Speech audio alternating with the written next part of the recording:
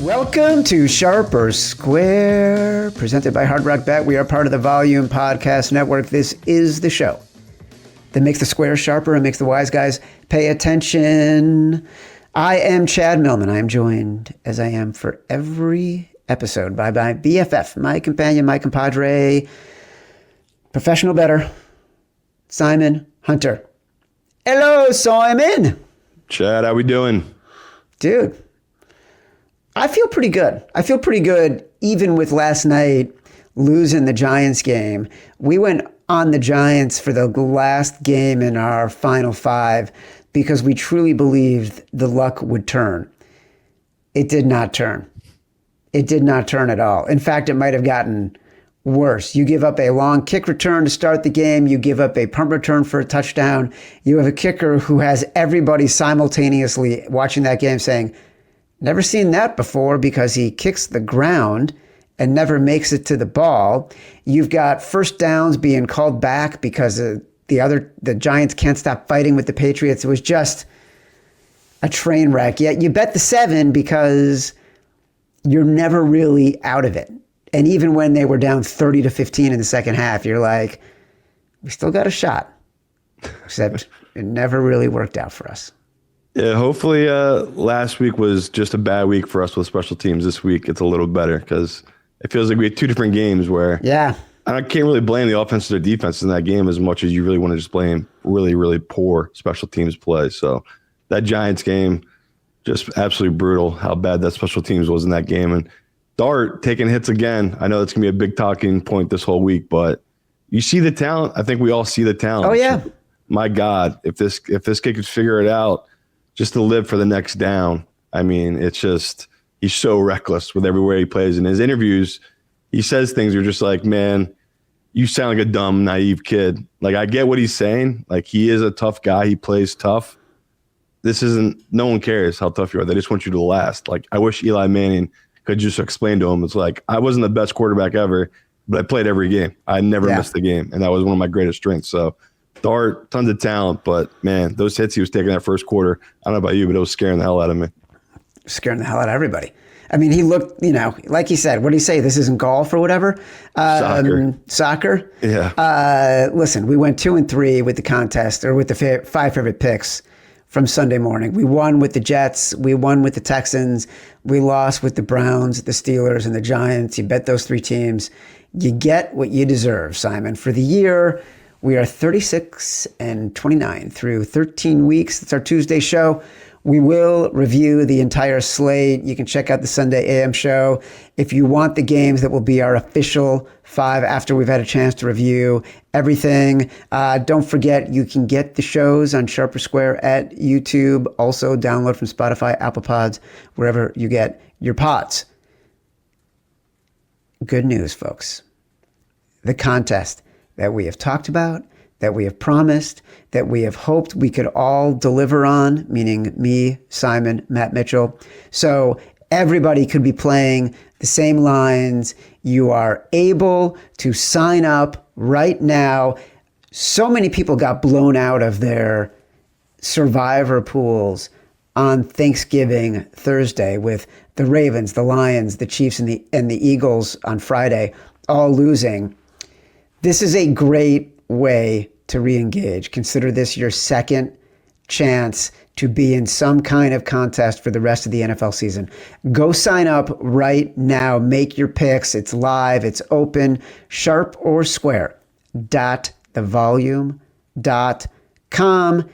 Again, go sign up right now. Sharp or Square. thevolume.com. Here's producer Matt with all of the details. All right, Matt Mitchell, always dressed appropriately. We have been getting a ton of questions about the contest that we have been able to officially announce has launched. People can go sign up. Can you please tell everybody how they can do that? Yes, very excited that the contest is officially live. You can just go to sharporsquare.thevolume.com to sign up for this totally free contest, and you can make your Week 14 picks right away. It'll be the same website and your same login throughout the entire contest. How long, Matt? Totally free contest. How long will this totally free contest run? Okay, so it starts this week, which is week 14, and it'll run this time through Super Bowl Sunday. So that's 9 total contest weeks. But you've got to hurry up and sign up because registration for this free contest closes at 1 p.m. Eastern kickoff this Sunday, December 7th. Totally free contest in which people are going to win prizes and compete against me and Simon. Matt, tell everyone how the contest works. It couldn't be easier. You just select 5 games against the spread each week, along with 1 tiebreaker question. And once we hit the middle of the playoffs and the slates get smaller, we may include some totals and a player prop or 2 just to beef it up. But for right now, it's just 5 games against the spread. And during the regular season, deadline to submit your picks will be 1 p.m. Eastern on Sundays. And you can always see where you stand with everybody else using the leaderboard function, which is also at sharporsquare.thevolume.com. The most important question, Matt, as we have been getting comments on this all year long, will these lines that we are all playing together against each other in good fun, will these lines move? Yes, the lines in this contest, the Sharper Square Pro Football Pick'em contest, are dynamic as they've been the last 2 seasons, so they'll move with the market throughout the week. But be advised, these are still contest lines, so they'll always end in half points to avoid ties. All picks must win or lose. So yes, the contest lines will move. Dynamic lines, how or what actually are people going to win? What is the grand prize? Okay, so grand prize, the contest winner and a guest will be flown to warm, wonderful South Florida, where they will enjoy a complimentary 2-night stay at the beautiful Seminole Hard Rock Hotel and Casino, along with tickets to the Memphis Grizzlies versus Miami Heat game on February 21st. That is going to be a barn burner. Very important. Can people change their picks during the week? Yes. If you want to make any changes to your picks, you just need to cancel your entry and make all 5 picks again. At the bottom of your finished entry, there's a little button that says cancel and play again. You click that, it cancels your entry. You make your picks again at the current contest lines. Easy peasy. Is there a tiebreaker? Yes. So this contest is only 9 weeks long. So the tiebreaker is going to be really important. As it has traditionally been, it will be total passing yards in a selected game, typically Monday Night Football. In the event of a tie at the end of this contest, the winner will be decided by the lowest tiebreaker differential. So when you submit your picks, do not forget to put in your tiebreaker answer. Matt, will all of the games be included as available contest picks? So we do not include Thursday Night Football in the contest. We never have, probably because those games are an abomination. But generally speaking, all other games will be available to choose. Who can play in this contest, Matt? Okay, you just need to be 21 years or older as of today and located in the United States. So sorry, Canadians and Brits and all our international listeners. The only U.S. states that are excluded are Rhode Island and Washington State. Tell me why. They have tricky rules about free-to-play games. So, like, if you live in Newport or Seattle or whatever, call your congressman. I don't ask me. I have no idea. But I wish you the best of luck anyway. All right. Well, listen, thank you, Matt, for the FAQs. Thank you for all the work getting the contest ready to roll. Thank you to our sponsors at Hard Rock Bet for working through the entire challenging regulatory process with us so we could bring this to you guys. Better late than never. Go sign up for the contest. It is open and ready to roll right now. Everything's live. We're all playing it together. These are going to be the lines that Simon and I refer to and the games that Simon and I refer to for the rest of the year. No more stale lines, all dynamic. We're all in it together. Let's kick things off, Simon. Thursday night football, Dallas at Detroit. Detroit is now a 3-point favorite. It's come down from 3.5. Obviously, 2 teams that had wildly different experiences on Thanksgiving, with the Lions not able to get over the top against the Packers. The Cowboys just completely having their way with the Chiefs. Expectations changing for both of these teams dramatically. I got thoughts on this one, but I want to get your take. Yeah, it feels like we're supposed to just be hammering Detroit here. I mean, this is the Detroit line. This is a Detroit game. But the more you stare at it, like you just said, it's two teams going in totally different directions, it feels like. And, football momentum does shift. But the injuries for the Detroit, it feels like at some point, and it really has reached that point, that they have caught up to them, right? It's like now they're saying Amon-Ra St. Brown might be out. And it's like, okay, Goff now has lost his number one tight end, his number one receiver. This is already a guy that needs his weapons to succeed. On the flip side with Dallas, it feels like every week, Pickens, CeeDee, and Dak, all of that three just keeps getting better and better. I mean, you can throw Ferguson in there. He's been great for them at the tight end. So I don't know. Is it better? I have to bet the Lions or nothing else. I hate this game. I hate it so much. I'm so glad in our contest we can't make this a pick because I really want to take Dallas a 3.5. Like there's 3.5s out there. But man, is this number just off to me? Like my model has just said 1.5. So it's a Cowboys line. If you guys want to bet with the computer, I think it's just like with the public. It's like all the injuries. You can't overlook at this Lions team how banged up they are. But I just, like you said, maybe I keep living in the past with this Lions team. It just feels like this is the exact spot the Lions put up 50 against, a defense that, as great as people make them out to be, I don't know. I still have questions about that secondary of that Cowboys team. So it feels like a good spot for the Lions, but I just can't get there, Chad. Yeah, I wanted to be on the Lions here. I don't want to bet the Cowboys because it's just the public play and the line is moving in their direction. The majority of the bets are on the Cowboys right now. And my issue with the Lions, and we've bet into the Lions because we have believed they're going to turn it around and this is going to be a Lions spot and they're going to be at home. And this is when they tend to make themselves get healthy and turn things around. But here's the problem. Their offensive line just isn't as good. And we've always bet on their offensive line. Everything for Detroit's success in every single way starts with their offensive line. They do not have the same interior offensive line that they had last year. They have lost Frank Ragnow. They have lost Kevin Seitzer, who's starting for Tennessee now. They don't have the same talent there. And the people they put in place haven't been as good and are injured. And that interior line is where everything starts. It's how their running game gets going. It's how Jahmyr Gibbs gets up through the middle of the line and then is able to break runs outside and beat out defensive backs to the sidelines and to the goal line. It's how they are so good at converting fourth downs. If you look at their games, they're not converting fourth downs, and that's giving the opponent short fields and opportunities to score that the Lions can't come back from. And it also isn't protecting Jared Goff up the middle, which is why he's been so wildly ineffective.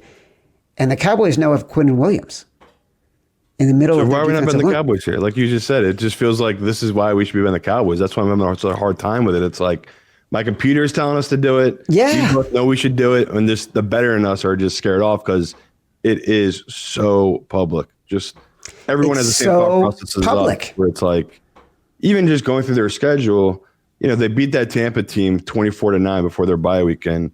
We all know that was a banged up Tampa team. Is that really that good of a win? Since then, they've lost to Minnesota. They beat a backup with Washington, lost to the Eagles, beat up a backup with the Giants, and then lost to the Green Bay Packers by what could have been double digits, right? It was only a touchdown, but felt like Green Bay really had their way in that game. So maybe people are right. We're acting like this team is still a top 4, top 5 team in the NFC, and maybe they're kind of a 7, 8, 9 team that's going to miss the wild card, and that's what they are. So this is really unique. It really is, where it's like we both kind of know we should take Dallas, but the bettors in us have seen this game before, and we've seen Cowboys just totally lay an egg here. So it's a really hard one to get a read on. Also, I will say, their secondary, they refuse to stop playing man-to-man. And I think also you mentioned that BUCS game, which is really smart, because in that game, their secondary was banged up and they were playing so well in man-to-man. That's an image that we all have in our heads from a primetime game. And for you and I who bet on the Lions that game, we were just so excited to see them turn it around and do what they did. CD and Pickens, against man-to-man coverage when Terry and Arnold, who was supposed to be a shutdown corner, is out. Kirby Joseph is injured. Amik Robertson is the one guy they count on, and he's really a slot corner who's better off in zone than man-to-man. I love his heart. I don't love his size. I don't love his speed. Like, there's a lot of things wrong here, and we keep thinking that it's going to be the Lions team of old, and it's not. And I wish we had been thinking like that for other games in the past. I agree with you. I don't want to be on the public side here. That's what's stopping me, and maybe we're just being stubborn. It's true. Washington -1.5 now at Minnesota. Reminder, Sunday night we said take the Commanders when they were underdogs. This line was going to move. It moved. It did exactly what we said it was going to do. After, by the way, nice job, Simon. We had the Commanders +6, +6.5 against the Broncos. Worked out exactly like we planned. We expect to get J.J. McCarthy back this week out of the concussion protocol. We also expect to get Jaden Daniels from his dislocated elbow. Wow, this Vikings team is in disarray right now. They cannot find the answer of how to even respond about how bad their quarterback situation is. Who's at fault? Is it the GM? Is it the coach? Did J.J. McCarthy say to Sam Darnold, "I wish we had you back"? Like, it is chaos right now in Minnesota. Yeah, but at the same time, it feels like they have to play. And like I've talked about, they already threw him to the Wolves early in the year where they basically put him in there. Yeah. I mean, just had to drop him in after he come off an injury. And it's the same thing here where it's like, yeah, they could hold him out of concussion. What good does that do? They need to see if this kid can start improving week by week, right? Because right now it's just rock bottom. We all think he's going to be out of the league in 2-3 years. So it's a bizarre line. Like you just said, this is flipped. There's a couple of books right now you can still get Washington +1.5, Chad. So this line's seesawing, and I think we're both in agreement. Like, if Daniels is back, how is this not a great spot for the Commanders, right? You have Terry McLaurin back and healthy with their quarterback, Daniels. That's a nice combo. Like, that's a combo that should be able to push the ball downfield against a Vikings team. We see that they are good defensively, but they're not what they were last year, right? They're not this juggernaut takeaway machine. We've seen them be up and down this season defensively. So, for me, this is a very bizarre line. Like, we both agree, if it's Daniels and we're getting +1.5, especially in our own contest, we can lock that in today. That's the type of line we sit on. We don't move because it feels like it could easily get to -3, -4 on Washington once it's confirmed that Daniels is back. Because I still think within the organization of Washington, there's some people that do not want him to play this year, honestly. Some people have been there since the RG3 experience, and they're very weary of trying to have a kid come back too early from an injury. And again, this isn't Daniel's first injury this year, right? He's missed a couple of games already this year with injuries. So it's a unique spot where I know people are thinking, come on, like, I get the kid competitive, but is he really trying to rush back to lead us to what? Like, we're out of a division. They're not going to catch Dallas or the Eagles. It doesn't really make sense for him to rush back other than he's just a really high-level competitor, and he just wants to play Daniel. So it is us as bettors, we're betting on him being back this week because we heard he could have played last week apparently. Like, he was cleared enough, and they held him out that game. So I still like us taking it here, Chad. I just don't get the line. I don't get why there's still +1.5s up there where everyone knows he's probably going to be back. On the other side, JJ, he's a train wreck. Like, we've seen him play. Could he put it together a good game or would? Yeah, of course. We saw him against that Lions team where a good game for him is just not making stupid turnovers. So I'm a little lost on this one, but we're in agreement. If you can get the 1.5 +1.5 on Commanders, how do you not bet that right now? Yep, totally agree. Should I make it Simon Says? I feel like you should make it Chad's Twitch. Should I make it Simon Says? I feel like I should. I'm looking live at Hard Rock here in Jersey, and they're +1 at Hard Rock. Commanders. If you can get the Commanders as an underdog, I think you have to get it. Yeah, so I'm gonna make it executive decision. Simon Says. I want to play a game. Simon Says. Give me Simon Says, presented Commander. by Hard Rock Bet. It's going to be the Washington Commanders at +1. Go get it at the Hard Rock books right now. Simon Says, presented by Hard Rock Bet. Another game, short line, Indianapolis Colts -1.5 against the Jacksonville Jaguars. So I bet the Colts -1.5. honestly, it's a bet against the Jags, and it's a bet against Trevor Lawrence. And it's a bet because, my model likes the Colts in a spot, a good team off of a tough loss against a good team that's off of a blowout. I tend to think there's going to be a little bit more value on the team that is off of the tough loss. And this is all of a sudden become such a challenging situation for the Colts because the Texans have a ton of momentum. The Jags are now right with them for first place in the AFC South. And we know about the Daniel Jones broken fibula, shattered fibula, fractured fibula, whatever it is. And we also know that we don't know when it happened. And he can't say when it happened. So he might have been playing great all season on an injured leg. But whatever the case is, since the bye, he had a good first half against the Chiefs and then cratered in a game in which the Chiefs came back and won.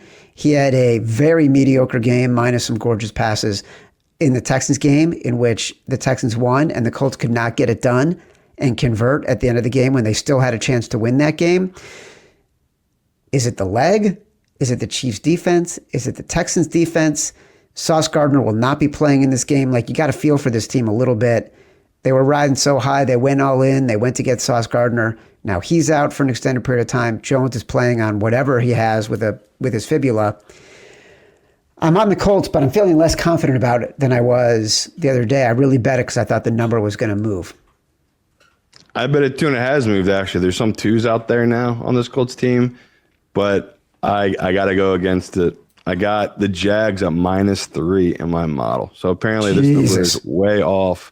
An incredible Jags spot. And I was like, okay, we're definitely overlooking the Jones injury because I have been moving his number down, and every week it's been working for us going against them because, like we said, something's been off with them and they have not been clicking. It makes sense, right? They only could go so far as Daniels can go because these teams are just taking away Taylor. And looking at this matchup, I was just like, okay, if the weakness now is going to be once again the Colts secondary, isn't this when you want to back this Jags team where we've seen with Brian Thompson Jr. back and Myers, that's a pretty good tandem there. Like, that's a nice 1-2 receiving core for Trevor Lawrence. Is, as bad as he is, those guys are just wide open against certain defenses, right? They're just not going to have cover corners for both those guys. And even the trends going back a long time here, we always back the Jaguars against the Colts. That's why I was like, oh, finally, we will be able to back the Colts against the Jags because it's just historically the Jags have owned the Colts. Doesn't matter who the quarterback has been. Like going back to, I think it's 2015, 2016, this Colts organization 3-16 against the spread against the Jaguars. Now you can be like, okay, well, give me some Trevor Lawrence stats. How's he been? He's actually been shockingly good as a dog too, Trevor Lawrence, against the Colts. It's pretty alarming him against the Colts and the Texans in his career. He's 5-2 against the spread as an underdog, covering by almost 7 points per game. So Trevor, we're kind of seeing a picture here when he's divisionally as a dog, he plays really well. He plays to that number, and we've seen as a favorite, we tend to fade him. And Colts, if they're at home, I can maybe get talked in this spot, but the fact they're on the road, it's another bad spot for them against the Jaguars. They're 1-9 in neutral or away games. So for some reason, the Colts have just struggled against the Jags. Even when the Jags have been awful. Like, I'm talking, if you go back, the one year the Jags had one win with Gardner Minshew, me and Chad bet on it. They upset and beat this Colts team. I think the Colts are an 8-point favorite, and they lost outright. So first game of the year, only game they lost. We talk all the time. There's weird divisional stuff, Chad, right? There's always that weird stuff with divisional foes. And like I've said it this year, it might not happen, but the NFC East has not had a repeat champion. You're seeing the Eagles' absolute meltdown. Cowboys are still plus 600 to win the division. Go get it. But to this game, I was like you right away. I wanted to be on the Colts. My model told me to stay away. I'm trying to trust my model more. And even here, the trends tell you the Jags tend to play really well against this Colts team and match up well for them. So, I'm going to wait and see what's going on with the injury report. But if the Jags, their number 1, number 2 receivers are healthy, I think that's enough to give me a lean here to this Jags team where I think it's about trust the number and take them as a dog. So you might be able to get 2s out there. People, like I said, the Colts, they're being better right now. And I've seen some professional money come in on them. Like, they were a pick at a couple books. Now they're at -1, -1.5. A couple of already public books are at -2. So if If you're like me and you like the Jags, be patient. You may be able to get 2.5 on this number. Jacoby Myers, even in a couple games, has made a difference just as a sort of an inside receiver that Liam Cohn can lean on in ways that Brian Thomas was not able to do, and obviously Travis Hunter being out has not been able to do. So that could also be a sneaky difference. You know, he's had some big games already for them that maybe we're undercounting.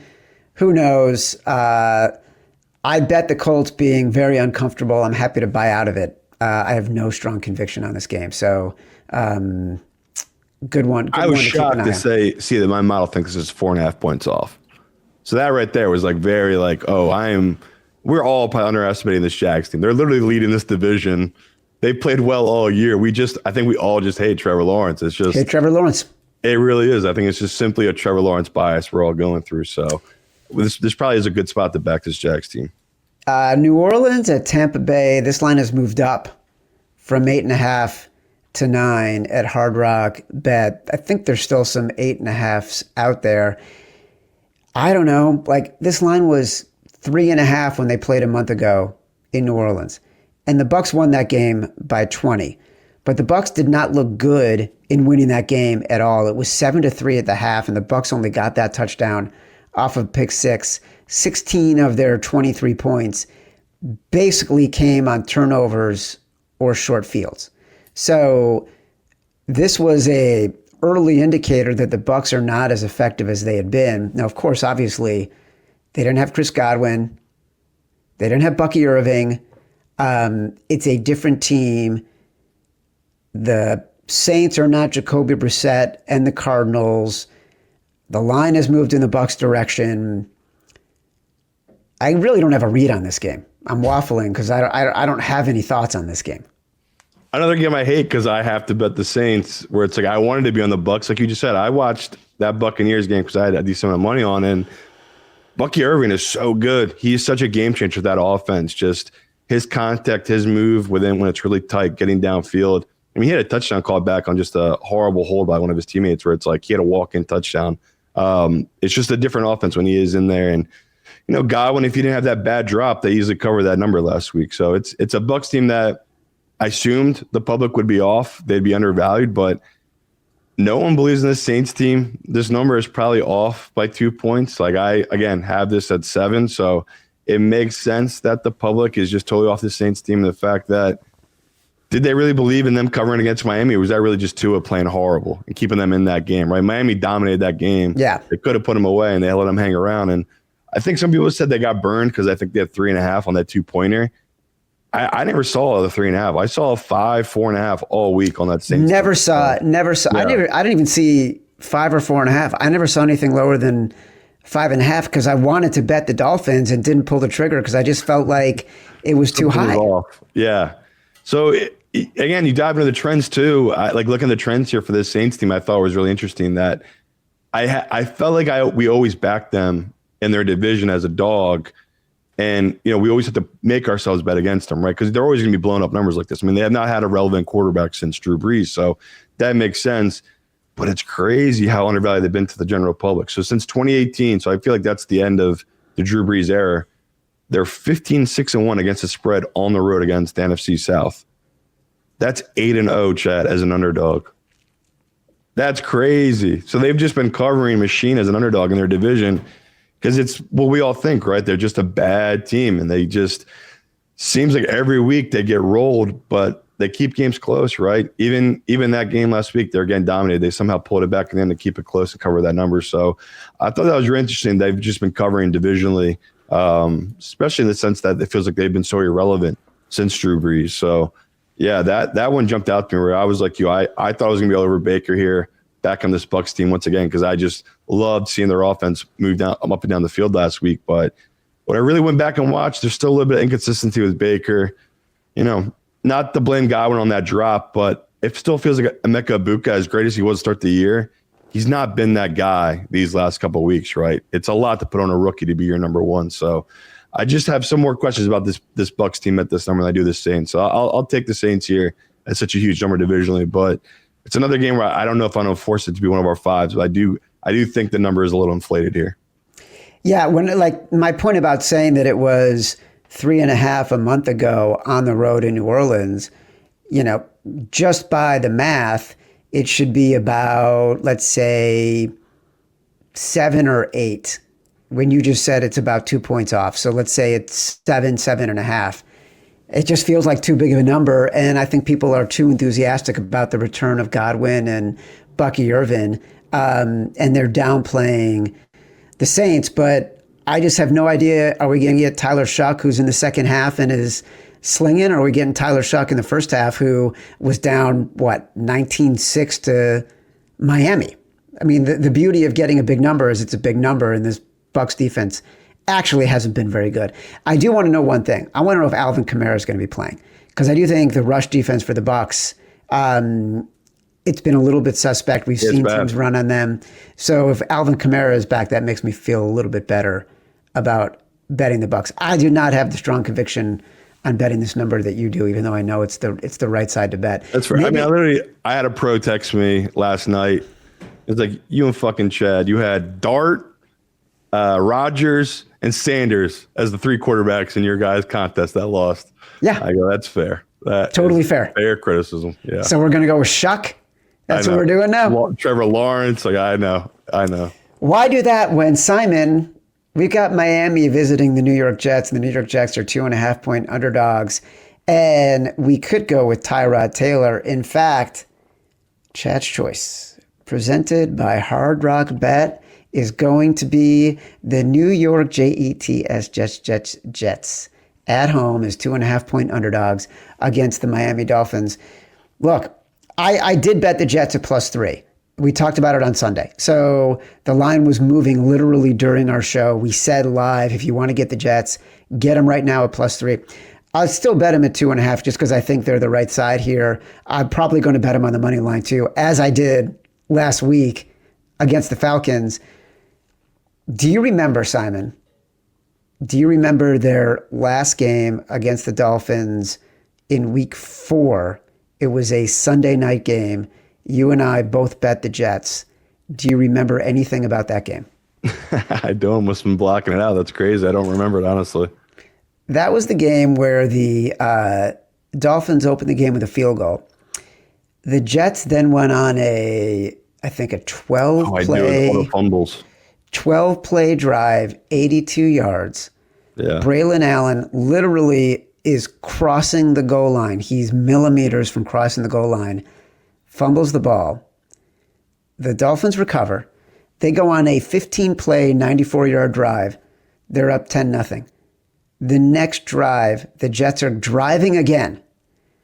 Justin Fields fumbles the ball. All of a sudden, it's back and forth, but the Jets are never really able to get the game close again. They lost 27-21, but they were generally down 2 scores the entire game. So we were never coming close to covering that game. It was an excruciating Giants-like performance. Until last night, it might have been the most frustrating game we had all year.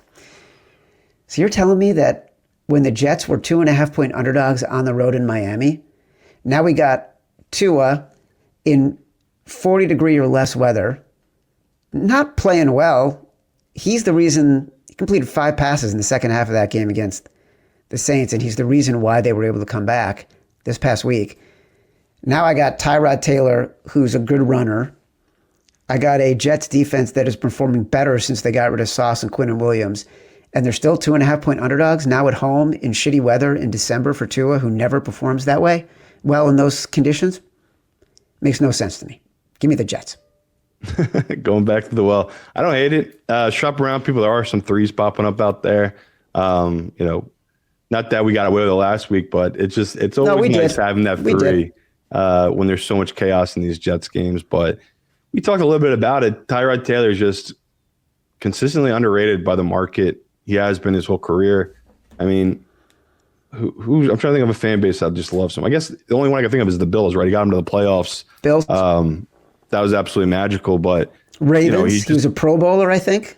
I think that was Hundley, but it could have been Tyrod Taylor. But it's crazy. And just going through his stats, this is all gambling stats, obviously. He's 37, 21-4 against the spread in his career, so 63%. pretty insane. When we talked about it, it feels like these last couple of years, he's been an absolute machine at covering. Since 2022, he is 7-0-1 against the spread in his last 8 starts. So, guy just undervalued by the market. We'll keep betting it, but I'm on the flip side of you. Like you just said, how bad Tua played. I've seen this all year with Tua. He just lays eggs like that. In the next game, he's just automatic. He's so up and down right now, and it's why I think Miami fans are in the same boat as everyone else, where it's like, okay, his peak best year was 2 years ago. It's just gotten consistently worse ever since then, and it feels the same with this year, where he's just been so up and down. So I like to play, even though this is technically a bounce back spot for Tua. I think Chad's nailed it. That the weather in the Northeast right now is brutal, and we've seen it every time it's bad. It's for Tua outdoors in the cold. He just struggles. Like the numbers back up as well. He's just bad in the bad weather, and doesn't even matter if it's rain or not. If it's below 35, Chad, we know the deal. If it's below freezing, he just cannot win those games. So I love it. We both talked about we love Tyrod Taylor. It's just get the 3. We're talking Hard Rock right now, which is 2.5, but I'm seeing a couple books out there with the 3, so hopefully you can get that. It is supposed to get colder in that game as the game goes on. So yes, let's back the Jets. Jets, Jets. And also, let's get a little bit of a word from our friends at Hard Rock. Today's show is brought to you by our presenting sponsor, Hard Rock Bet, and they've got big news. Hard Rock Bet is now live in Michigan. Sign up today and place your first $5 sports bet. If it wins, you get $150 in bonus bets on top of your winnings. And if you're more into casino games, new customers can get up to $1,000 back in casino bonus if you're not up money after your first 24 hours playing slots. Win money or get a casino bonus back. Plus, you also get 200 bonus spins with winnings paid in cash. Not sure what to place your first bet on? Head over to the Hard Rock Bet Stats Hub, and it'll help you out. It's loaded with trend, streaks, and stats to help guide your picks. Numbers don't lie, and neither does the data in there. Check out the Stats Hub now. Get the edge and bet with confidence. Hard Rock Bet offers new promos daily, plus big legendary reward drops every Thursday like gifts under the tree. So whenever you're listening, just open the app and check out what you've got waiting for you. Download the Hard Rock Bet app and make your first deposit. The Tennessee Titans are visiting the Cleveland Browns, and they are 3.5-point underdogs. And I think last year, if Cam Ward was playing Shedeur Sanders for Miami against Colorado, this would have been like the marquee matchup. It would have been a primetime Saturday game. Would have gotten all the pageantry in the world. Instead, it's a game in which the models are telling me to bet the Tennessee Titans, and I want to tell the models to fuck off, because I want to spend one Sunday not having to be engaged with or watch the Tennessee Titans in any way. The line has moved in the Titans' direction. I saw some 4.5s, definitely 4. It's now 3.5. Oh, we know exactly what we're supposed to do here. God, we're supposed to take the Browns. My God. Like you just said, yeah, because they played outside. Right. The pros are coming in all in on Tennessee, like you said, and it's like, okay, if the pros are coming on Tennessee and the public is joining them, isn't this the exact spot we do take the Browns? Because we talked about the Browns at home, that defense. I mean, these are terrible, terrible teams. Terrible. The Browns have a highly elite defense. Like we talked about that 49ers game, that was no way, shape, or form on that Browns defense. This number is acting like it was. If anything, this number should be 6 because of how good this Browns defense is. Like, can the Browns score 6 points in this game? Like, in my head, I was like, this feels like a 3-0 game. I just can't believe it. Like you just said, all the money is coming in on this Titans side, and I isn't your model telling you to bet the Titans here? It shockingly wasn't. Like I actually had this at -4.5. So I guess the opening number was pretty good for Titans, right? The Titans opened 4.5, 5. Yeah. But yeah, to me, this is like total overreaction by everybody. I just cannot believe people are comfortably betting on Cam Ward on the road in Cleveland. I don't know. Maybe I'm missing something. I'll get some professional calls about this one because I was dying. Like even diving into the numbers, it's like this kid wants to turn the ball over. Cam Ward takes insanely high risk throws. He holds onto the ball, I think, second longest in all of football right now. It's like this is just, again, all music to my ears against Cleveland. This is exactly what they want. I mean, Myles Garrett must be thinking to himself, this is the week I can get 5 sacks and just absolutely break this record by 10 because I still have 4 games left. So it just all lines up for me on this Browns team. And I got so many funny texts last week about how on Tuesday I said, no matter what, I won't be involved in any type of Tennessee game, and then somehow try to put them in come Sunday into our contest. I have a disease, a sickness with this Tennessee team. So maybe I'm just completely wrong. I should just avoid it. The Browns, they're in a funny spot here though, where I'm interested to see what the public does with this line, because maybe it is just all professional money and the public are on the Browns and I'm missing it. But right now, everything I've seen is just professional and the public have come in super heavy on this Tennessee tie, where it's like, did we all just forget this Browns defense is like top 5 in this league, and now it's a rookie in their home stadium? This isn't Brock Purdy. This is Cam Ward. Like, it's just, I can't believe the opportunity we might have here on this Browns team. So I'll be patient. Maybe I'll get under 3. I'll get an insanely good number on this Browns side because, like we just talked about, it's gone all the way from 4.5 to 3.5 at a lot of books.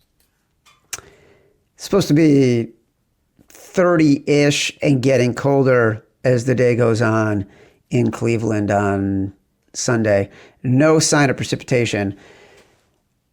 I mean, I could be talked into it as long as I like the Browns, when we're watching, like I got 4 games up and plus a game on my laptop. And so normally when I'm watching the games that we've got bets on, I tend to watch when they're like put the sound on for those games when the teams that we have bets on are on offense.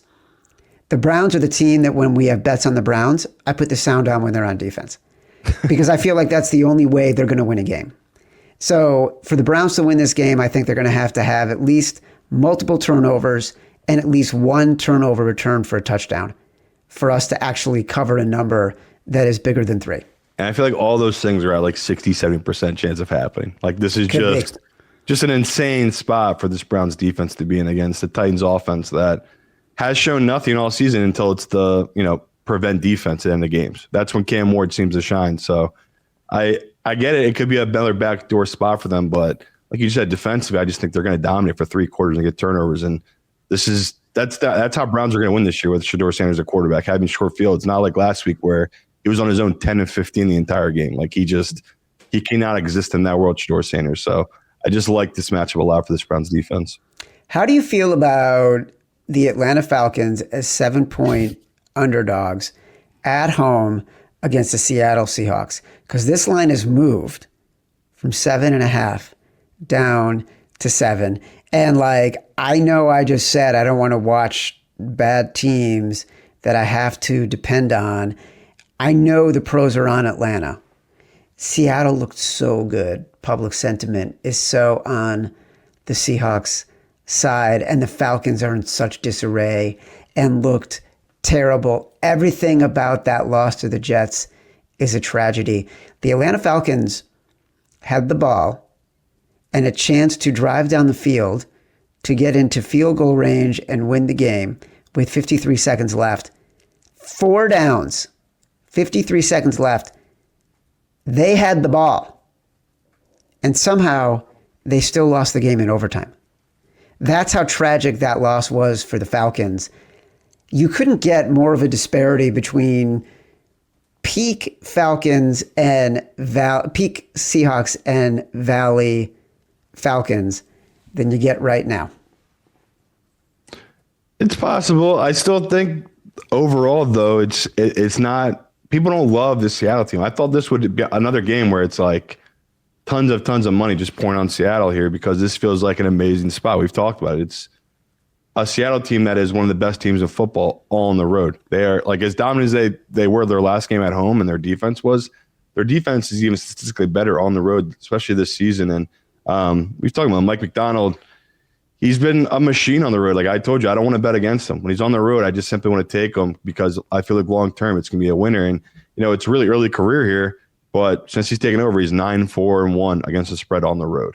That's really impressive. And on the East Coast, just saying East Coast for him, he's 5-2-1 against the spread. So he's done really well in these spots.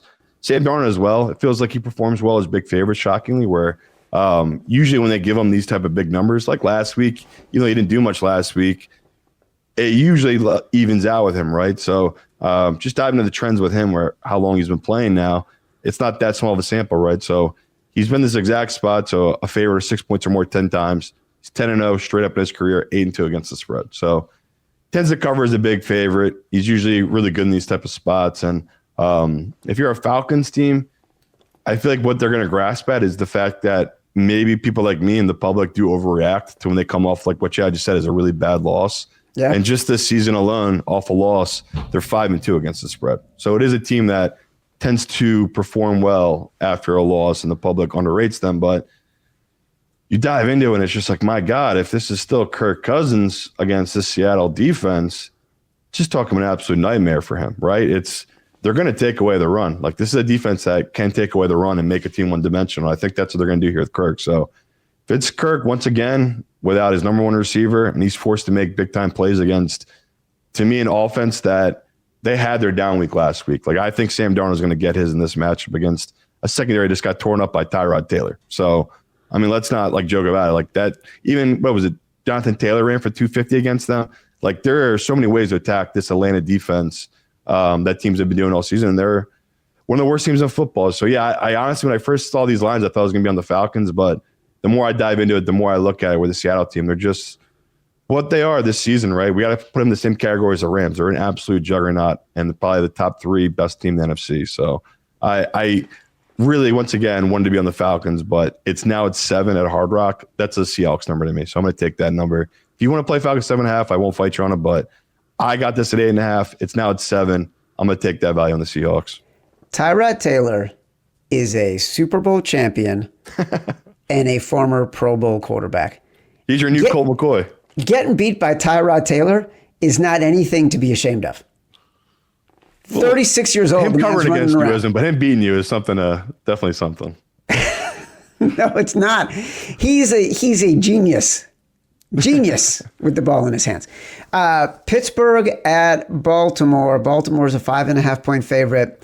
One of our listeners asked the other night in the live show on Sunday in the YouTube chat. Everyone go listen to the show, watch the show on Sunday nights. It's live. We're answering your questions from the YouTube chat. Can we please stop betting the Steelers?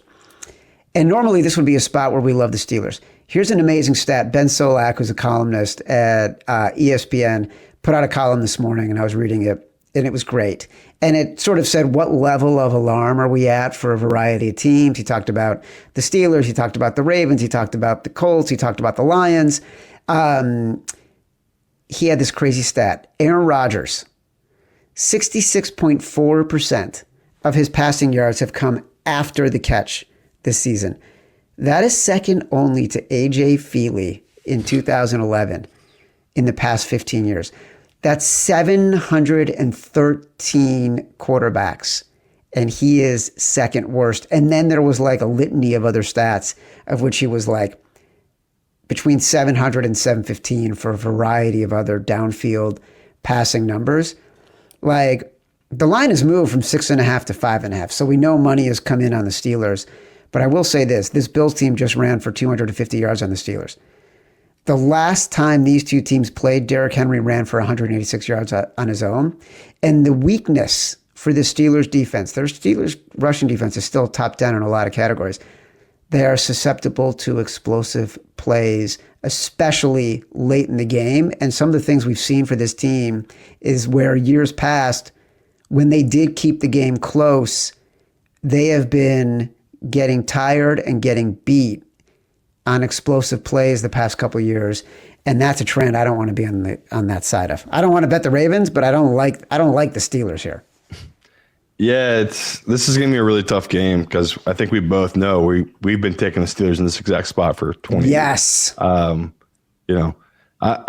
like you said, there's a ton of horrible Steelers stats. And my favorite one I saw that just really pertains to the Steelers offense and Aaron Rodgers right now. They haven't completed a downfield pass in 36 days. This Steelers team, they are 0 for 13, 3 interceptions in their last 5 games combined on 20+ air yards. So just historically, like you just said, horrible. And like you can go look at their schedule, people, that is not 5 games against absolute juggernaut defenses. These are some defenses that should have been passed downfield on, or just look. We're going to talk about the Bengals and the Bills have one of the worst defenses against receivers and explosive plays going downfield against the pass of any team in the NFL. Yeah, like Rodgers I remember he was saying he was thinking about how he would love to keep playing another year and maybe come back for Pittsburgh. It's over. All the numbers bear it out. I mean, some team might be dumb enough to do it, but he's really done. And it's so painful, especially when you dive into all the trends here, because that's why we love the Steelers here, because it doesn't matter who the quarterback has been for either teams. As long as it's been horrible on Tomlin, it always plays out the same. The worst, the team that is worse, record rise, and the public hates and does not trust, they always cover in this game, in this matchup. And it's just crazy looking at these trend numbers. So let's go back to since 2005. The underdog in this series, 29, 12, and 3 against the spread. So it's 71%. So just if you blindly have just bet the dog in this series since 2005, you are hitting a 71% clip, which is, the dream. And go even further, okay, if the line is 3 points or more, which we always talk about in these unique spots, because the books know all these trends as well. The underdog in that spot when it's 3 points or more, 23, 5, and 3 against the spread. So once again, it's just like you blindly bet the dog here. It's been very profitable. And, it's unique too, where, we talk about Tomlin as an underdog. That's really when we love him, right? And this year it's not been paying out for us. And we've talked a little bit about that. TJ has just not been the same, right? TJ's got all this money. This has been one of his worst years ever. Like, he is just non-existent. Not even getting QB pressures, let alone sacks. He's just been atrocious this year for them. And, that really does affect them, because you just see, once again, all these numbers. Tomlin as a dog, when in this exact matchup against Harbaugh, he's 13-4 against the spread. He just always covers because his defense tends to step up. So that's the hardest part for me, Chad. It's like we want to bet them here, but the defense has disappointed us so much. And, even Lamar, like you look back to the years when he first came out and how good he was 0-5 against the spread to start his career against the Steelers team. He just could not get it right. And Tomlin really had his number. Now, he has covered a few times of late here, and, that obviously is a big deal, but not as a favorite. It's been really bad for him. And, once again, when I look at these numbers, it's like, okay, what are the Ravens like when they're a big favorite like this? Because this is rare, right? They're a 5.5 point favorite. In their history, when they play this matchup and they're a favorite above this number, they are 3-10 against the spread in the Ravens' history against the Steelers at this number above. So, again, Ravens only been around since 2000. I know it's not going that far back, but it just shows if you just blindly bet the trends and take the dogs here, you will be successful. I think me and Chad both don't trust the Steelers team. I don't know about him. I'm probably going to end up on this Ravens team, especially if this number keeps moving, because I think what Chad said's true. I just think this Steelers defense is totally gone. They have a quarterback they don't believe in, who that they shouldn't. All those numbers back it up, and they just don't have that identity they've had in the past, where even though they've had really bad quarterback play, they've always had a really good dominant defense, it feels like, under Tomlin. And this year it doesn't feel that way. So I don't know about you, Chad, but I'm going to go against the trends here. I'm going to go with this Ravens team at -5.5. Look, half of the battle when you're betting is to figure out when the trend is no longer the right side, right? We started the show talking about the Lions and the Cowboys. We have had the debate about the Chiefs all season long, like trying to figure out when these teams that you have relied on for so many years and made so much money on, something is off, and something is off. And it's not just, the Steelers, it's not just Aaron Rodgers. You talked about TJ Watt. His get off speed has decreased year after year after year after year. Jalen Ramsey, they had to move him to safety. They do not have anyone in the defensive backfield who is able to be a really effective defender against players that are getting deeper into the secondary. So, this feels like, I know we've been waiting for it. This feels like the start of, if they get rid of Tomlin, of like 10 years of darkness in the Pittsburgh organization. They have no path to getting a quarterback right now. And they've spent all this money on all these old guys on defense, like the most expensive defense in all of football. And it's, a bottom 5 defense right now. It's just brutally, brutally dark days for Pittsburgh. They owe TJ Watt, Jalen Ramsey, and DK Metcalf nearly $100 million next year. Like, it is a really tough spot. It's going to be interesting. People are chanting fire Tomlin. Like, it's getting ugly out there.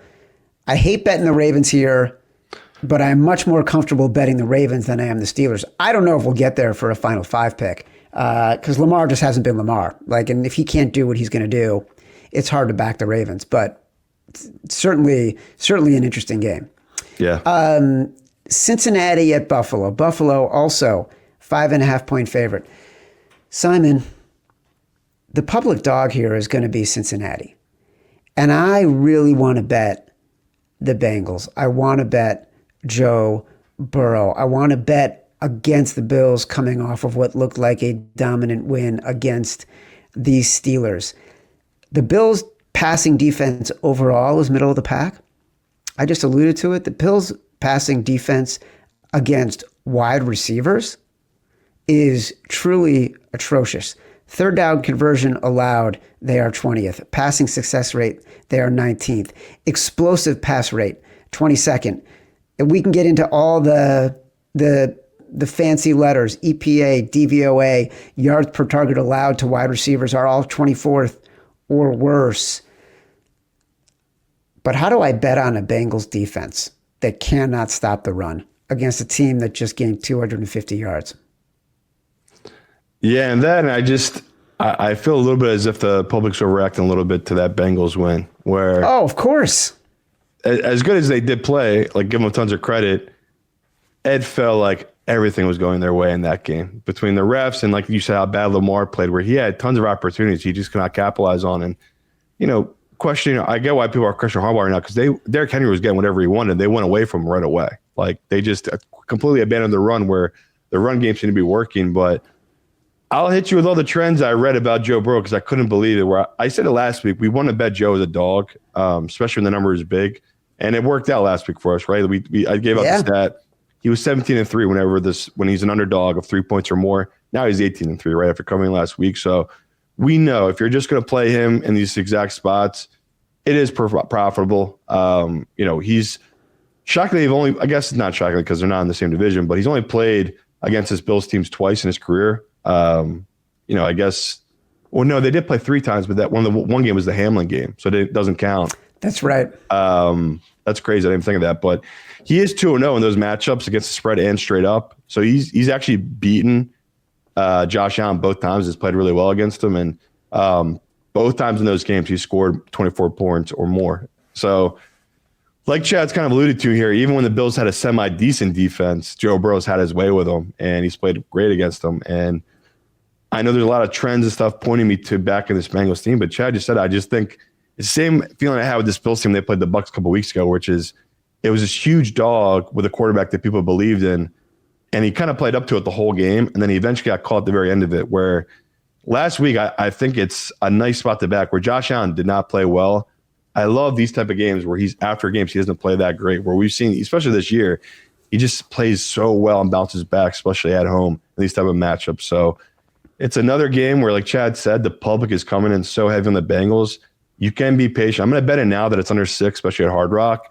This could keep getting hit. Like the pros could come in with the public and bet this down just because tons of trends favor this Bengals team. Like Chad said, there's numbers that showcase how bad the secondary is of this Bills team that teams like the Bengals that want to push the ball downfield should excel against. But I just think defensively, they're going to be in such a struggle that if Joe Burrow has just 2 or 3 and outs, it's going to be over. To me, this is a Josh Allen puts up 42 type of game and gets back into the MVP type of conversation. So I know it's a big number of people, and it's like, oh my God, the guy just gave us the Ravens as a favorite. Now he's against the Bills, but it's all about the numbers, right? Both those numbers are under the key number of 6. I like playing that key number now. Matt Mitchell is only dreaming about exactly what you're talking about happening as the king of Western New York. Denver at the Las Vegas Raiders. The Raiders are 7.5-point underdogs. I don't want to bet Bo Nix and the Broncos as big favorites in the division. I don't want to bet the Raiders, who just couldn't cover as big dogs in the division, against a QB who literally broke his hand in the middle of the game. So I have no opinion on this game. And I feel like they have so much bad karma coming back from the Raiders. Like I've had so many clips sent to me of them just doing the seediest shit to Herbert in that game. Like there was just one play where Herbert's going out, like he hands the ball off and he runs off to the left. And he's not even involved in the play. and a guy comes sprinting in and goes after the hand that's wrapped. Like literally attacks his hand that's wrapped when he's not even involved in the play. And it's just like, oh my God. Like some of these guys are just such pieces of shit on this Raiders team. So I'm with you. I don't know if I'm going to be betting Bo Nix at this big of a number. Like even looking at all of the numbers, we talked about it, a little bit on Sunday night where it's like as much hate you want to give Bo Nix, he is clutch at the end of these games. Like even in that overtime game, that was clutch drive by him once again, where it's like he just does so many bad things that makes us not believe in him like me and Chad are right now. But it's pretty wild in his early career here as a favorite. He's 15-1 straight up in his career. Like that's really impressive for a guy like him that this year the books have over-adjusted to it. Because I think last year he was 8-0 against the spread as a favorite. This year they kind of knew that, right? And that they knew the public would kind of bet these numbers. So they've always bumped these games up by a point or two.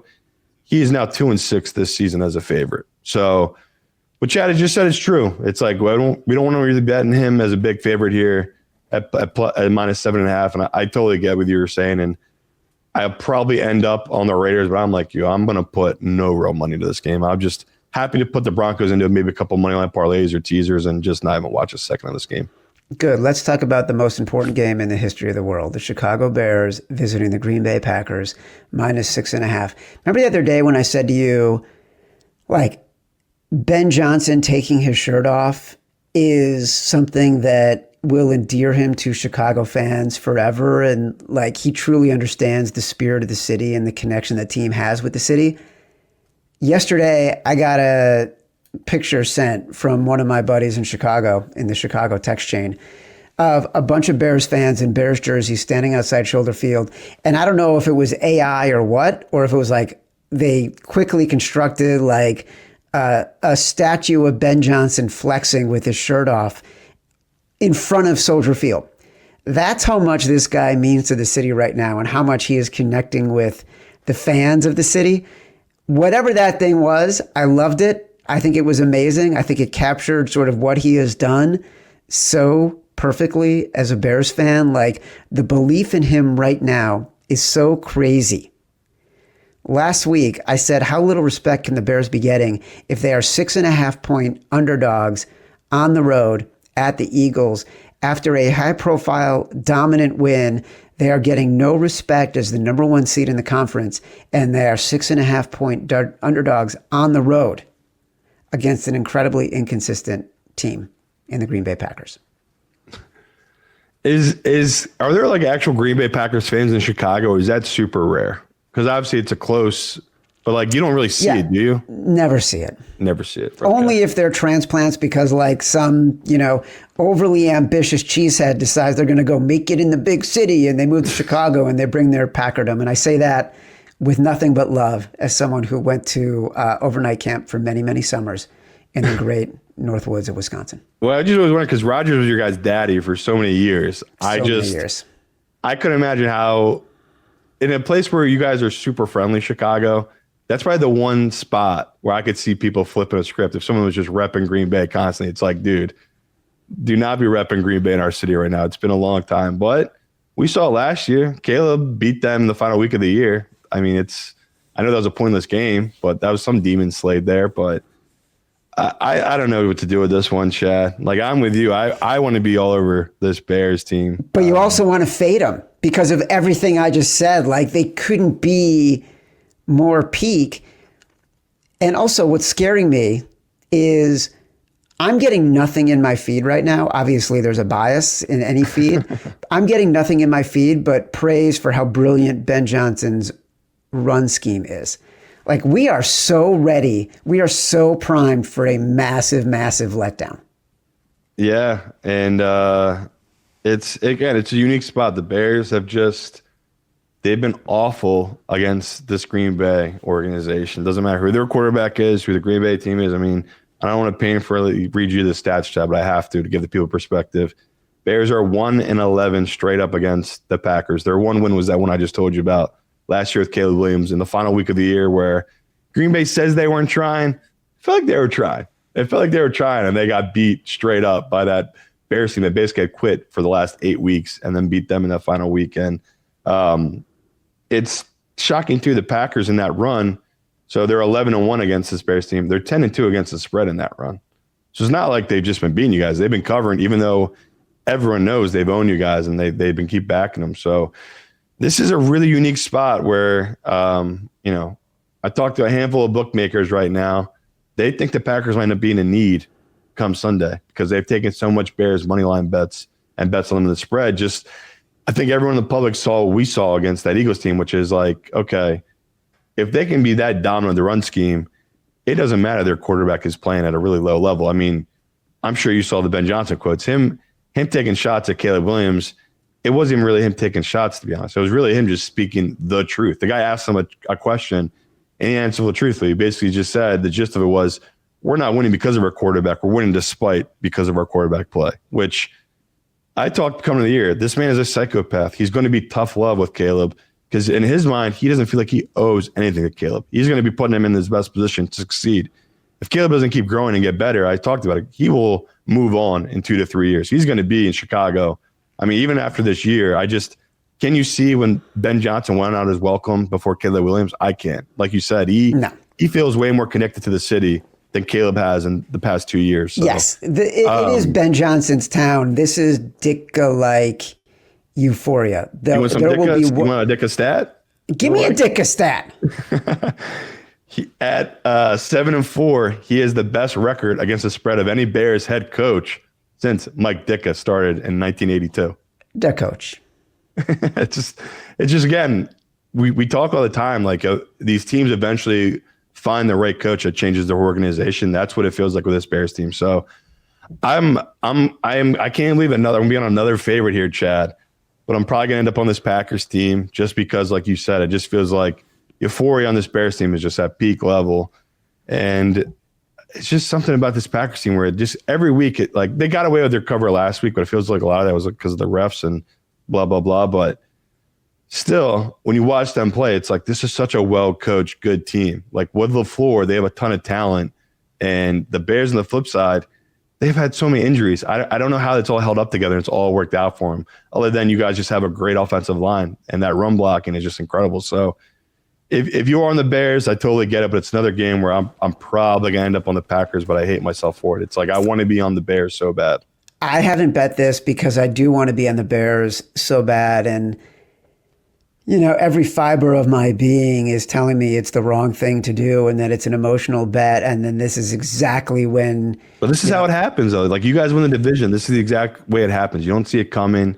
Another upset after you upset the Eagles. Like, I see it for this Bears team. That's why I want to bet the Bears. It's like I can see it, but the part of me that's so boring is like, well, same old. Green Bay wins here. They win the division. Green Bay is once again the division leader, but I want to believe it with this Bears team. I just want to watch this game and enjoy this game. I want to be in my glory. I want to put on my Bears gear, and I just want to be under my blanket, and I just want to watch the Bears, and I want it to end with enough time for us to come up and do the show and not be miserable. I don't want to watch it while we're about to do the show at 7:30. The Los Angeles Rams are visiting the Arizona Cardinals. The Cardinals are 8-point underdogs at home right now. It's come down, was 8.5.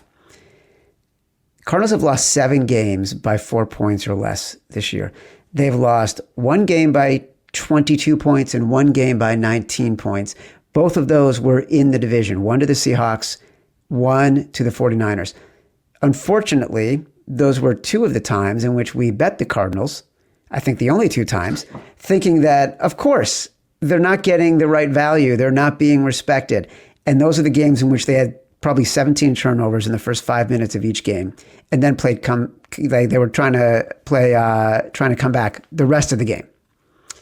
So here we are. Are we getting the Cardinals who keep games close? Are we getting the Cardinals who get blown out by division opponents? And how does that impact our thinking? Like, to me, this Cardinal team is so susceptible to everything that the Rams do well. Their defense is fading. Matthew Stafford in a comfortable environment against depleted defensive backfield. Jacoby Brissett kind of stationary against a very good pass rush. And yet the Cardinals keep figuring out ways to do it, except division opponents. I know. I honestly thought I was going to the Cardinals. My model had this at 6.5, so it's like, okay, there's good value here on this Cardinals team, but Shout out to our guy Evan Abrams. He smacked me with a dead fish. Really woke me up. Dead fish. Something stank here, and it is December. It is Sean McVay's month, and I quickly forgot that. And luckily for me, Evan posted all of his stats. He is 25-11 against the spread in December, and that just sounds like a McVay stat because McVay, he's just the best. And this late of the year, he gets his guys right. So brutal, embarrassing loss last week. It makes me want to bet McVay even more because this is the exact type of spot he bounces back. He basically owns the Cardinals. Like I just talked about Green Bay being Chicago's daddy. McVay is the Cardinals' daddy. Big time here. And just all the stats are insane. In his big career. Time. Slapping the base. Big time. 12-4 against the spread, McVay, when he plays Arizona. On the road in Arizona, McVay. 7-1 straight up and against the spread in his career. As a favorite in Arizona, 6-0 straight up and against the spread. So, oh goodness, we've just seen it. McVay has dominated the Cardinals through 3 different coaching hires since he's on this crazy run. Doesn't matter. It's just funny where it's like you just see the dysfunction of Arizona. Yeah, right. That's what I mean. And on the flip side, the Rams. He's been to 2 Super Bowls and he's just owned them divisionally this whole run with McVay. And we talk all the time. There's just certain teams divisionally match up with other teams that there's weird numbers and trends that back it up. And it's really, when you look into it, it makes sense because it's all about matchup and scheme. And some teams just don't match up right or scheme right against certain teams. And now it sounds really stupid when I really dove into this one. It's just because Arizona has literally never had any type of linebacker play. And you look into it, they've getting dominated in this matchup by outside runs and tight ends up the seam. So it's like McVay has shown them every year what he's going to do against them, and they can't stop it. And even more so this year, they use 12 personnel more than they have in the past. So it's even more of a reason I like the Rams here. Because in the past, they've dominated this matchup when they weren't even running that many 2 tight end sets. This year, that's like their bread and butter. And we've seen that time and time again every week. I mean, how many times you see it on first down, that 5-yard dump off to the tight end, to the left or to the right? It's just 12 personnel, 13 personnel. If they could, it would be 14 personnel. Like they've gone 4 deep on their tight ends this year. It's been one of the new schemes and new sort of creative tacks that Sean McVay has added to the game plan. It's been great. Yeah, so again, it's like a weird thing where I wanted to be on the Cardinals, and I'm on another big favorite here. So something's wrong with this week. I'm getting a little spooked about it, but I just think it's a week of, okay, are people reacting to the past week? Are people backing off this Rams team because of what happened last week? And I would say it's gone the other way, right? I've talked to a couple of pros who've come in pretty heavy on this Cardinals team. So a couple of books out there did open this at 9.5. It's like we said, it's down to 8.5, 8 at a couple of books. So if you're like me and you like the Rams, I'm gonna wait, see what the pros do here, and see if I can get under to 7. Boy, Rams, Packers, Ravens, Bills. Am I the only guy who acts like a professional bettor on this show anymore? Going with the Jets. Good Lord. All right, let's talk about some primetime games. We know everybody's going to bet the primetime games. These are the spotlight, standalone island games that we love. Houston at Kansas City. Kansas City -3 at Hard Rock Bet, -3.5 in most places. It's moved in the Texans' direction. The majority of the bets are the Texans. Like the Bengals, I think this is another one that is a public dog. Simon, feels like the right time to fade the Texans. Does. I feel like it's moved too much. Yeah. And I talked a little bit about it on Sunday night where I was like, I feel like I'm going to end up being on the Chiefs. And I said it was 4.5. I was like, this number's probably going to come down. I had a couple pros say me up. They're like, yeah, I love Houston here. This is a great matchup for Houston, especially defensively, how they match up with this Chiefs team. And on the flip side, like we've been talking a little bit about, this Chiefs identity defensively just feels lost right now. Like it feels like all year their defense has not been what we're used to as Spags. Like usually they get better, especially by the time we get to December, and they still have not improved the way we thought they're going to. And that's just how football's so tough, right? You lose a couple of guys, you don't hit the draft right, you're losing guys at key positions. You just can't cover those up, right? Teams that exploit those weaknesses. So shocked this number's moved so much, honestly. So I don't know, Chad. It feels like we're doing the same thing we did with the Lions. We're betting on past performance and what we think should be happening. It's just we are. Except that to me, the difference is the Chiefs have actually played well this year. Yeah. They just been on the wrong side of the close games, whereas the Lions haven't played well this year. And the Lions have some clear issues and clear personnel issues and clear holes in their roster. We can say that the Chiefs have holes in their roster, but they're also running it more effectively than they ever have. And they still have high-performing players on defense, and they still have Patrick Mahomes, who's doing wildly creative things while holding the ball for an exceptionally long period of time and still being successful. So, like, I get it. I'm going to hold on to the Chiefs with my fingernails. And I feel like right now at 3, the numbers move too much. It has, but like we've been saying for what feels like 5 years now, it's that if it is 3.5, that is the time you're supposed to go against Mahomes. Like with the hook, it's been paying out. And just even these last 3 weeks, like Chad just said, they've been losing these close games. All 3 of the games were decided by 3 points. So I totally get if you're like, okay, well, I'm getting the hook. All their games are close and ugly because, again, they're not that good of a team, this Chiefs team. Why would you not just finally take this Texas team plus 3.5? But we talk about, we're working with Hard Rock Book here. We both want to be on the Chiefs. So I'll take the 3 in the Chiefs, hope and pray. Maybe it gets to 2.5. But it's another thing where if this was last year or a couple of years ago, me and Chad would be probably hammering this one. One of our bigger bets would be on the Chiefs. I don't have that type of confidence. They're just unproven this year in one-score games like we talked about. They're 1-5 this season. We knew there was going to be a regression from last year where I think they were 11-1 or 11-0 in one-score games. This is like next level. Like they've totally come back the other way in one-score games. So shits are going their way.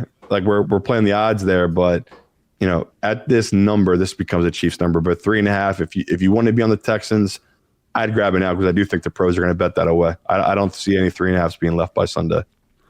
All right. The Eagles and the Chargers. And the Chargers are now 2.5-point dogs. The number has moved to 3. Good save, Simon. Justin Herbert had hand surgery yesterday on Monday. And if I had to guess, given what he has played through so far in his career, he hasn't been ruled out and he might not be ruled out. So I would expect him to play. But is Justin Herbert's non-throwing hand going to be what determines whether or not we bet this game? It's already moved in the Chargers' direction. Which I can't believe. It's another thing where it's you know, a couple of pros I talked to absolutely love this Chargers team. And as an Eagles fan, it's like, oh my God, I'm missing something here because I thought this would be a great spot for this Eagles team. And the fact that we've seen it with this Chargers team, they just have no offensive line. Every week he is running for his life. And, you know, as much shit as you want to give this Eagles team, they've been getting after quarterbacks. Their defense, what happened last week was they could not stop the run. So that's something the Chargers can do, but you expect after the Eagles got embarrassed, one of the best DCs in the league, we'll get the guys right for this matchup against the Chargers team. So I can't believe it is what it is. I've taken a piece of this Eagles team, especially now it's at 2.5, because there is a possibility that Herbert does miss this game. Like Chad said, he just got surgery yesterday on his non-throwing hand. Can he get a wrapped up true competitor with a psychopath coach, put him in there? Yeah. If this is the perfect team for that to happen, like Herbert, the ultimate competitor with a coach, equal kind of thought process, they need this win just as much as the Eagles do. They're fighting for their own playoff life. So it's a really unique spot where it's like I kind of like the Chargers, but it's about the number. So at +3, +3.5, I was going to be on the Chargers, but now we're under the key number of 3 on this Eagles team that, you know, as bad as they've been these last 2 weeks, right? These embarrassing losses. If you keep going back before that, they've been finding ways to win these close games all year. They've been playing bad all year. It's just that's not fresh in people's minds because they got blown out in embarrassing fashion last week in a standalone game. And the week before that, they had a total meltdown against Dallas. So another game where I'm not going to go too heavy on it because everything is just so off with this Eagles team. And we're so late in the year here that, you know, it's a team that I would say probably should be a -4, -4.5 favorite to most people's models. But they're this low just because of what we talked about. It's all the off stuff, all the mental stuff is how everything is just so negative around this team, this organization. On the flip side, this Chargers team, you know, that was a big win last week. They really were in a dogfight against a divisional opponent. And, you know, I just another team where it's like the Dallas and the Lions thing. It feels like these are 2 teams going in opposite directions. The Chargers, they're all banged up on their last leg. They believe they can get that 7th seed. This Eagles team, they feel like they know they're about to collapse and fall out of the playoffs in Dallas to steal the division. So it's an interesting game and an interesting number here that, like I just said, the 2.5, they're telling you Herbert's going to play. So I'm going to take it now just in case he doesn't, but it feels like it's pretty telling you early in the week that Herbert will be back for Monday's game. Simon, in the first half of the show, we were so sharp. Washington plus 1.5, Simon says, talking about the Jags plus 2, buying out of our Colts position. We talked about New Orleans plus 9, talked about the Jets at plus 2.5, Chad's choice. Talked about the Browns at home. And then all of a sudden, we're Seattle, we're the Ravens, we're Buffalo, we're Green Bay, we're the Rams. What happened to us? All these games are going to be games that we have to pick up again on Thursday once we get some feedback and see how moves are trending and see who's going to be playing and who might be sitting. This has been Sharp or Square, part of the Volume Podcast Network. We will be back on YouTube on Thursday with the games we are zeroing in on, plus our head-to-head battles, brass balls, so much more. Watch or listen on YouTube at Sharp or Square. Like the video, subscribe to the channel. Also, download us from Spotify, Apple Pods, wherever you get your pods. Rate, review, subscribe. Leave us 5 stars. Say whatever you want. Feedback is a gift. Until next time. Love you. Okay. This isn't college. You're not at a home college. I understand. This is the NFL, which stands for not for long when you make them calls. Yeah. I'll be selling groceries.